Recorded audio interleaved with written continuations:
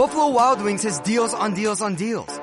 Like buy one, get one half off Wing Tuesdays, buy one, get one free boneless Thursdays, and wing bundles from $9.99. Order now at BuffaloWildWings.com.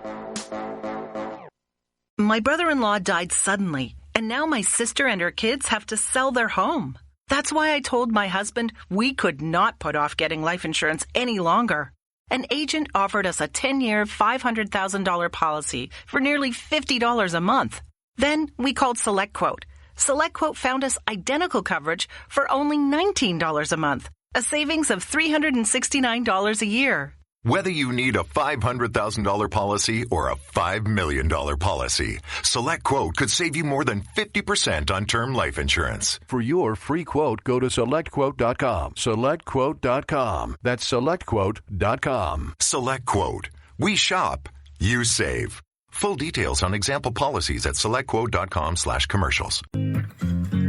Welcome to Pretty Lies and Alibis. Let's seek the truth and travel the long road to justice together.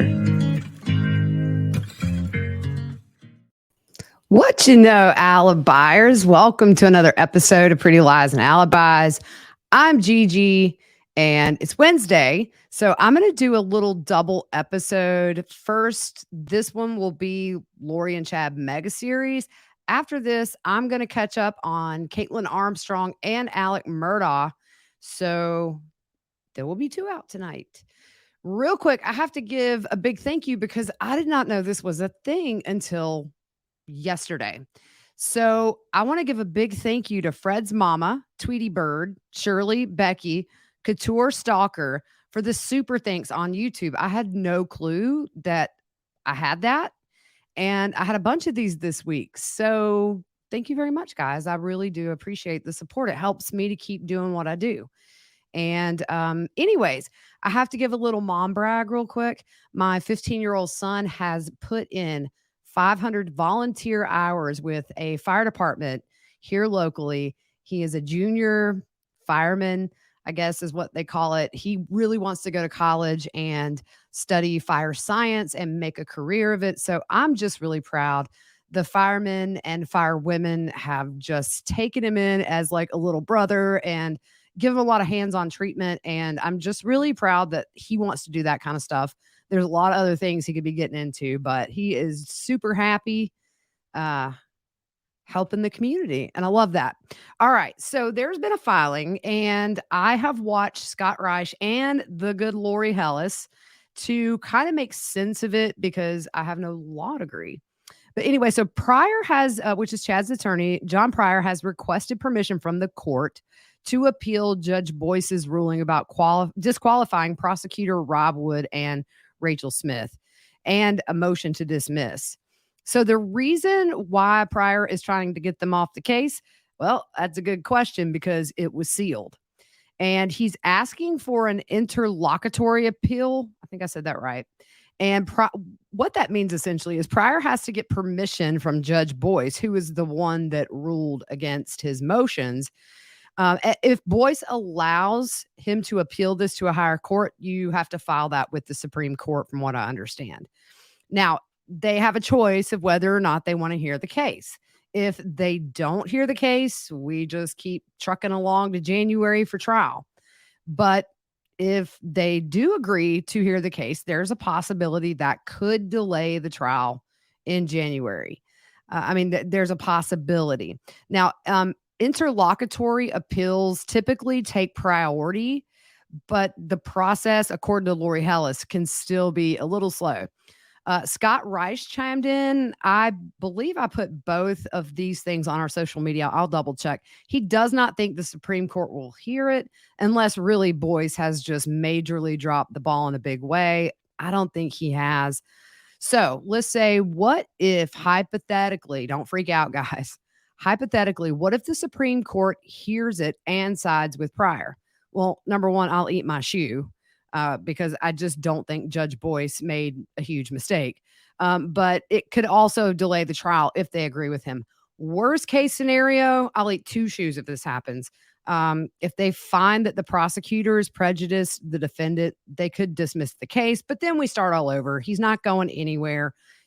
Just telling you the worst that could happen. So big shout out to Lori Hellis and Scott Rice, two of the most amazing people I've ever met, for keeping me in the loop, and follow them if you don't. All right.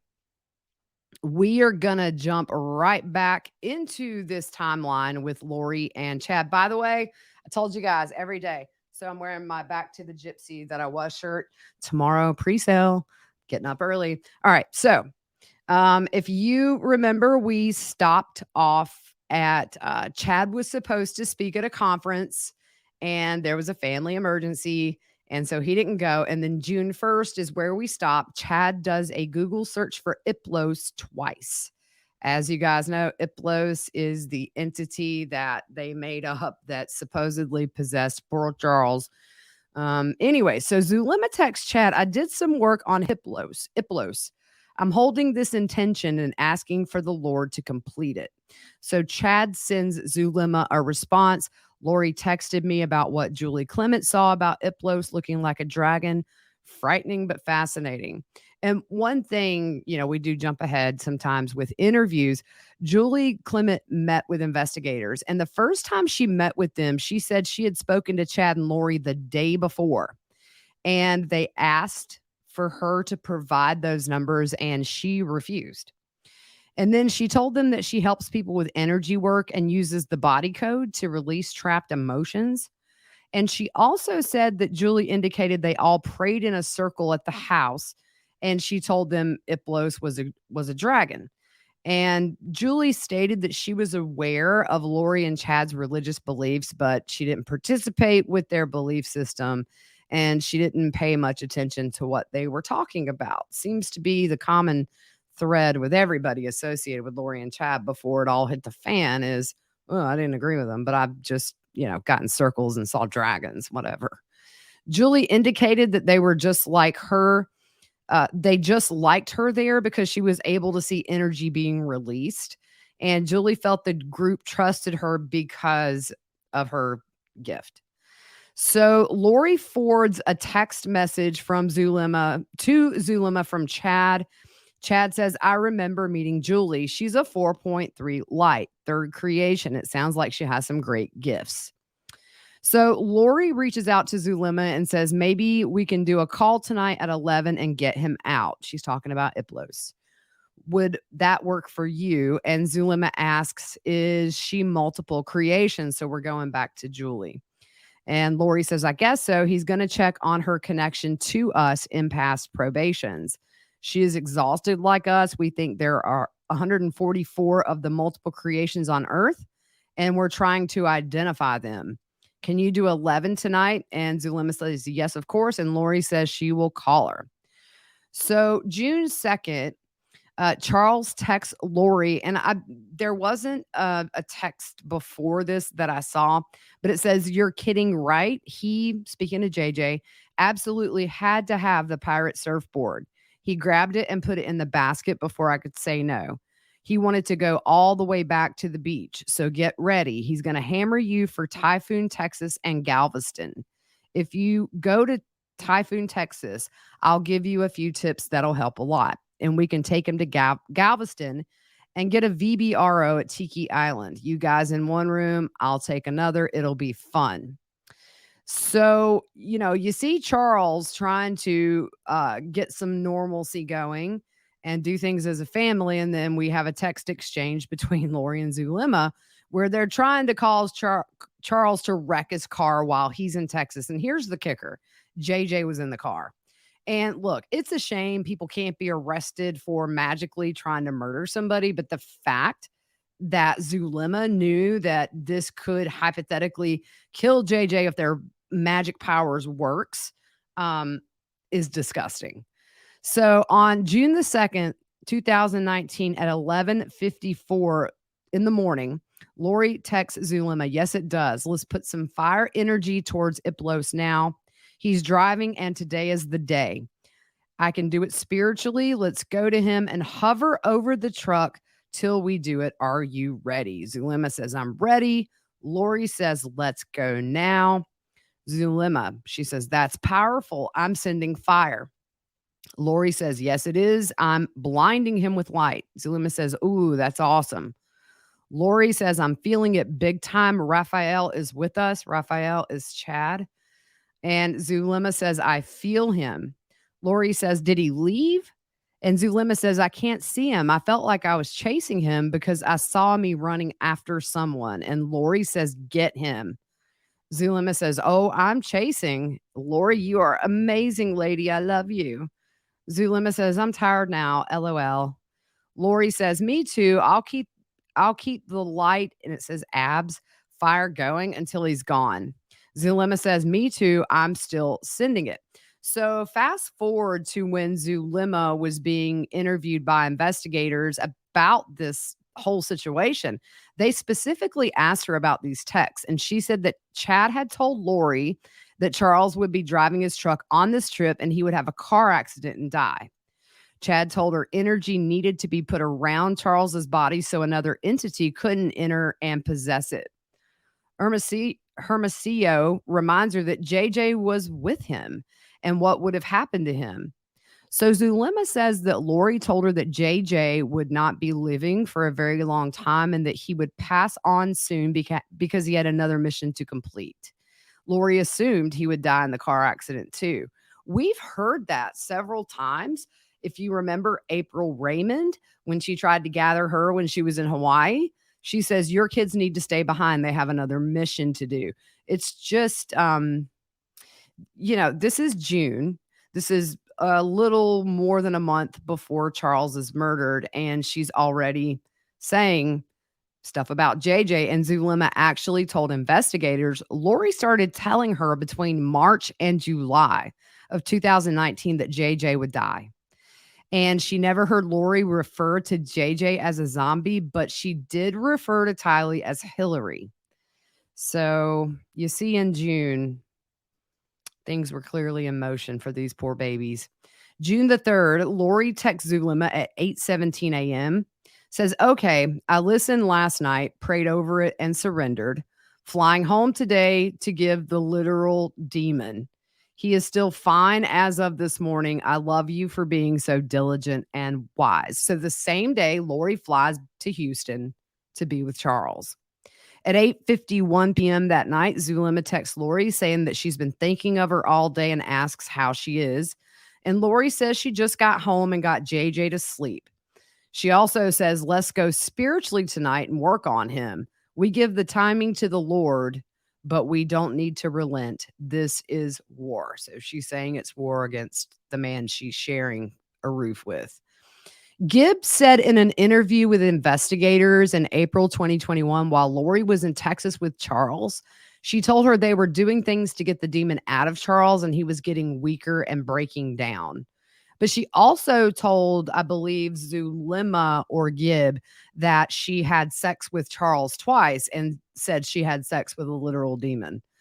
So on June 4th, there were some Google searches from Charles's computer on how to delete messages from a Mac, how to disable iMessage, and artifacts about using WhatsApp. I really do think that this is Lori because I believe they found there were some WhatsApp accounts associated with them. I didn't see any for Charles, but she's living under here and, she's wanting to delete iMessages because if you got them to sync, they're coming through on your computer and your husband might find out you're, having an affair with a wackadoodle. So throughout this time period, they also saw Charles had been to a life insurance website, National Life, and also Fidelity Life and an LDS dating site, which, look, I don't judge. She's having an affair. Marriage is clearly over. You do you, dude. June 7th, Zulema texts Lori that she's being attacked and she's in pain. And Lori says she's taking it out and healing the wound. Lori said it was Lucifer himself. I am told, as we know, that's from Chad, but he is now banished from Arizona. Banished the devil from Arizona. So I guess that's why he went down to Georgia, y'all. June 8th, Charles texts Lori, going to send you a website so you can see Cagel's condo in Destin. It's available July 20th through the 26th. What's ironic about this is the date that he is wanting to go to this condo, he would be dead, murdered at the hands of Alex Cox and Lori. June 9th, the girls are meeting at Zulema's to have a casting out session. So Lori texts Zulema, I've invited my brother who is a multi-creation. I feel like we need to teach him and we need some male energy. Is that okay with you? And Zulema says, of course, I like him. He's funny. I agree. We need the men too. We can call on Jimmy to help us today too. So, real quick, we're going to stop for a break for our sponsor. I do appreciate you guys being patient with this. This is how I get to do what I do. And I love BetterHelp. That's HELP help. So now it's time for a word from our paid sponsor. We routinely do maintenance on our homes and our cars so things run smoothly. Some of us go to the gym and eat healthy to better our physical health. But what about our brains? Isn't it important to support a healthy brain? Well, there's BetterHelp online therapy. When we get sick, we go to the doctor. We get better. What about when we're struggling mentally? I mean, I've been in counseling in the past, and although I was really hesitant due to just the stigma of counseling, I really found coping solutions that I would have never found on my own that made things so much easier with the issues I was dealing with at that time. And I realized trying to figure it out on my own actually just made the problem worse. It caused way more stress than the problem itself. So the cool thing about BetterHelp is it's online therapy, and they offer video, phone, and even live chat only therapy sessions. So you don't have to see anyone on camera if you don't want to. Some people like me did not want to give into the stigma of going to counseling and be seen there potentially. And then some people, unfortunately, are too depressed to leave the house. I think this is an amazing service. We all need help sometimes, and it's okay to reach out, and this makes it so much easier. It's also much more affordable than in-person therapy, and you can be matched with a therapist in under 48 hours. So here's the cool thing. Our listeners get 10% off their first month at BetterHelp.com/whattheworld. That's BetterHelp, HELP.com/whattheworld. Check them out. Get your brain healthy, y'all. We all need help sometimes. All right, so back to it. June the 9th, Christina tells investigators that they met at Zulema's and Lori told them to come praying and fasting for her and her family, and she wanted to cast out the demon that was inside Charles. This was also the first time that Christina had met Alex, even though the second meeting was at his house. He wasn't home. And at one of those meetings, Lori gave Christina Chad's books. She said Julie Clement was there. Serena was not. And at this time, Serena, as we know, was living in Connecticut. And the investigator asks about the casting out. And when they first got there, everybody was fasting. So they went outside, and Lori always initiated it and prayed for her family, specifically for Charles. She said she was bold in the whole casting out thing, and they broke their fast and started talking about Alex saying that he wanted to kill Charles. This was said in front of a bunch of people. They were standing in a circle in a backyard. Lori said the prayer. And she says that Alex said twice over the course of that evening that he wished either he could just kill Charles or something to that effect. She said he acted cocky. He was loud and boisterous the entire night.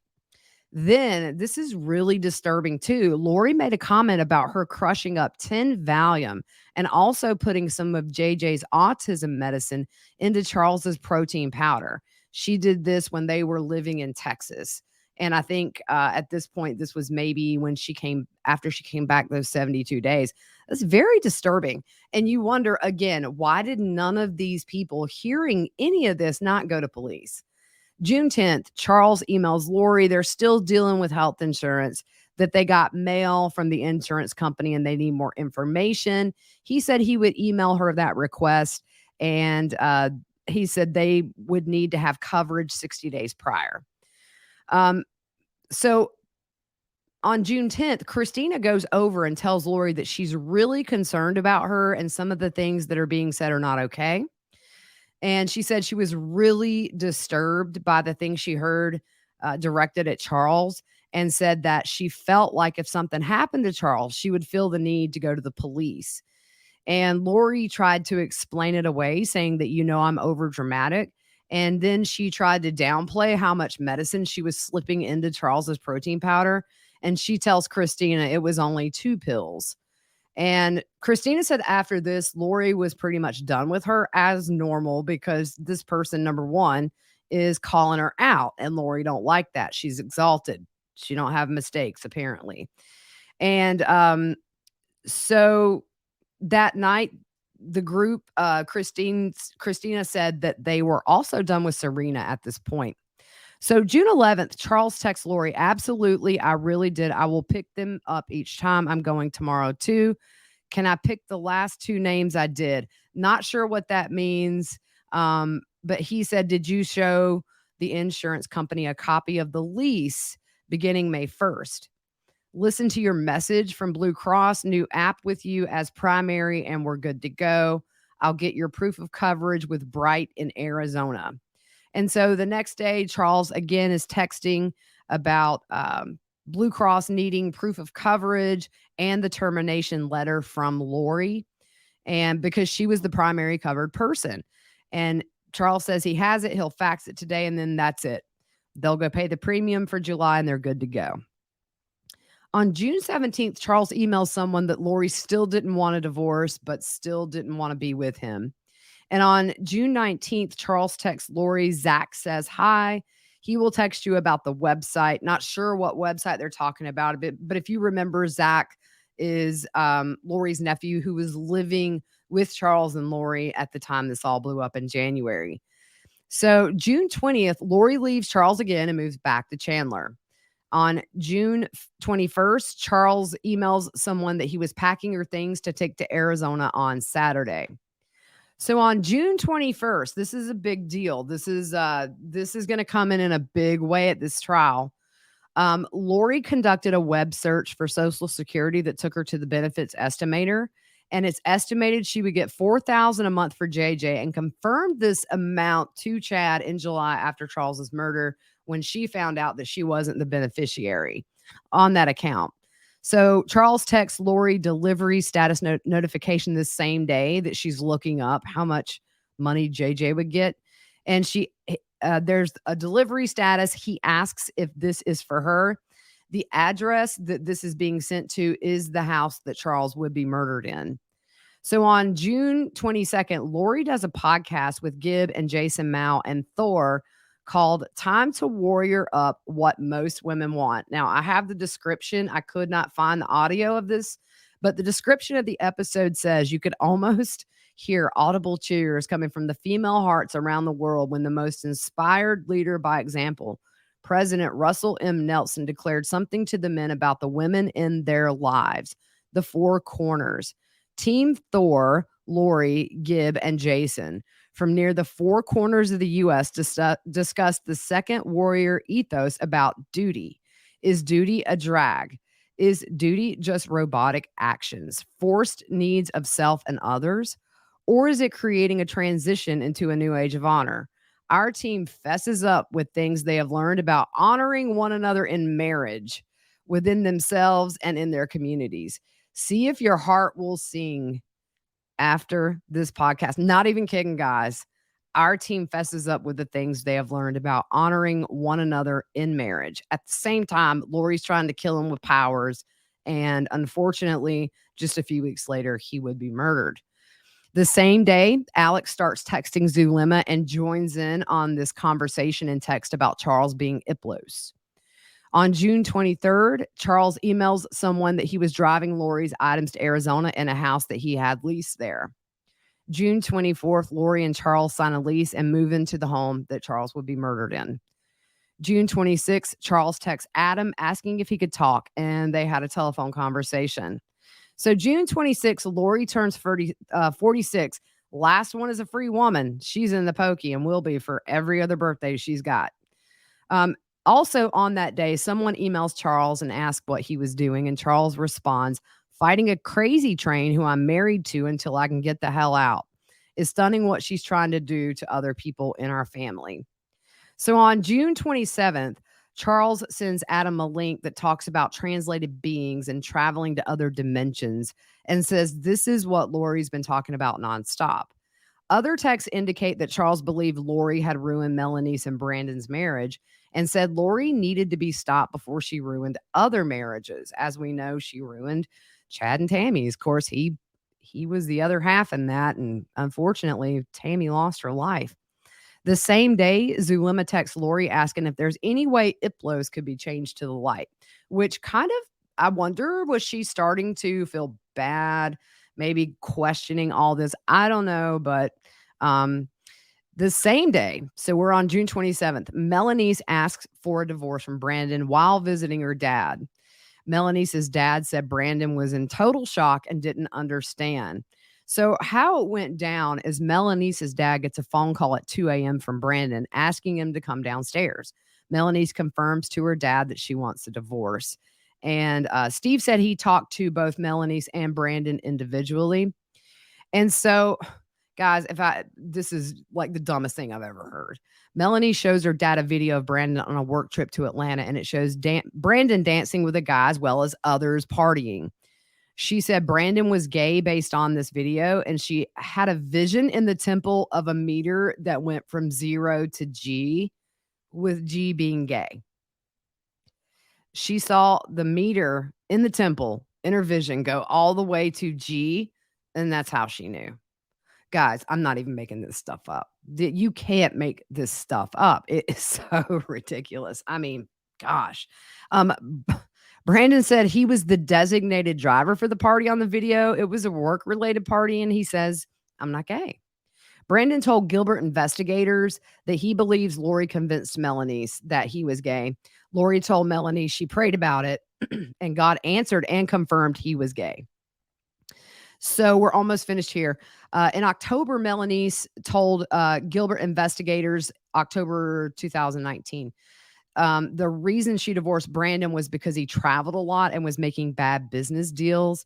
And she also noticed a change in Brandon's behavior and had found gay activity, and refers to the video of Brandon dancing while on a business trip.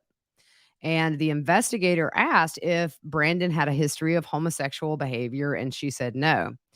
She said anytime that she brought it up, he got very defensive. And she also believed he was taking ecstasy because she said it is a gay drug. And she also said Brandon wore sunglasses a lot and acted more confident and had lost a lot of weight recently. So oh my gosh, y'all. In December 2019, Brandon told Arizona Central, I thought I had a happy marriage. So it was pretty overwhelming. So we're going to end there. Just unbelievable. These visions, these meters, all that stuff.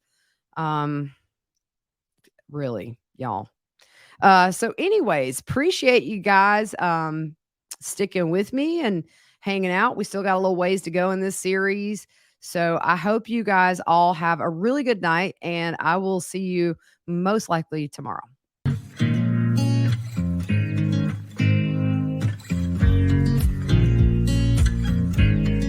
With no fees or minimums and no overdraft fees, banking with Capital One is the easiest decision in the history of decisions. Even easier than choosing to keep the Grinch away from the toy drive. Who's going to deliver the toys to the kids? What about me, the Grinch? No. Yep, even easier than that. You steal the presents one time. With no fees or minimums and no overdraft fees, is it even a decision? That's banking reimagined. What's in your wallet? Terms apply. Capital One N.A. member FDIC. Copyright Dr. Seuss Enterprises. Copyright Turner Entertainment Company. Attention car shoppers. Right now at South Carolina Federal Credit Union, you can get a new or used auto loan and pay nothing until 2024. And no payments for 90 days means nothing out of pocket going into the new year. Plus, we have flexible rates and terms, so you could make the best financial choice for you. Learn more at scfederal.org/auto loans. That's scfederal.org/auto loans. Certain restrictions apply. Existing South Carolina federal credit loans are excluded.